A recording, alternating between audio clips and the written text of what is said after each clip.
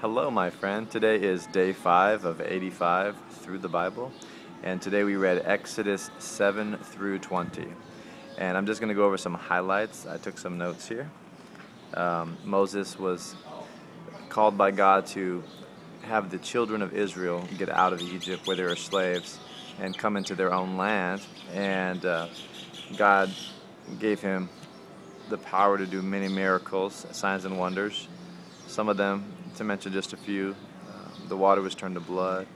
There were boils all over the people, hail from heaven, locusts, and the final one was the firstborn of all of the Egyptians were killed. It seems that Pharaoh was his main issue that God had with him was his pride, and he was brought down. Pride, it says, pride comes before the fall. So 600,000 men, as well as additional women, children, animals came out of Egypt, and it was powerful when, imagine you've been slaves for years and years and years, and now you're free, and you cross. God opened up the Red Sea. They all crossed on dry land. And Pharaoh's men, the horses, the chariots, they all chased after. And as soon as they were all inside the danger zone, God just brought back the waters and washed them up. And they were, the Israelites were just rejoicing, singing. The women were playing the tambourines and dancing, and just it must have been absolutely amazing. Not very long after that, they were thirsty, and they started murmuring and questioning God. Would you bring us out here to die in the wilderness? And Moses told them before they crossed over, he said, "Fear not, the Lord shall fight for you." And I just wanted to encourage you, and if you're facing situations in your life that might seem like a Red Sea, remember that God can cause you to cross over.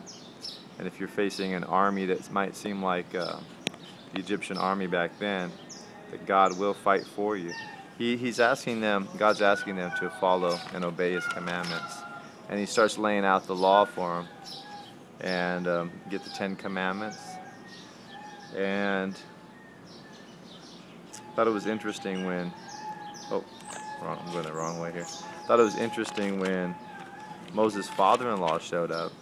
And he saw Moses just all day long having the people come to him, and he was judging, and God was using him to help them with their issues and their problems, and he was just wearing them out. And his father-in-law told him, "You need to teach them the ordinances and laws of God, and then find some good men that aren't given over to covetousness, and put them as rulers over thousands, hundreds, fifties, and tens, and have them bring the great hard matters to you, but the small ones let them judge."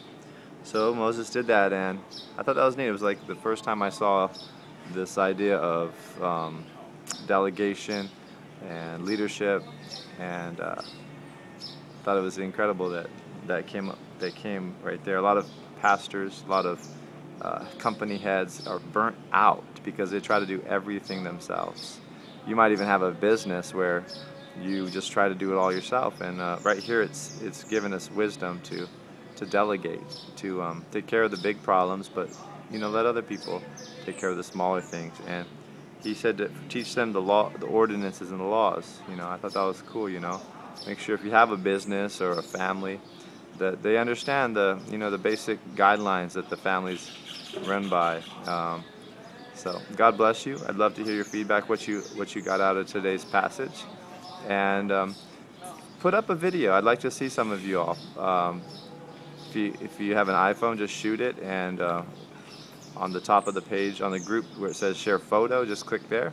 Should let you pop up a video. If you have a camera and a computer, there's ways to do that. You could even upload it to YouTube and just put the link right here. Add the link here. So God bless, and I'll talk to you soon.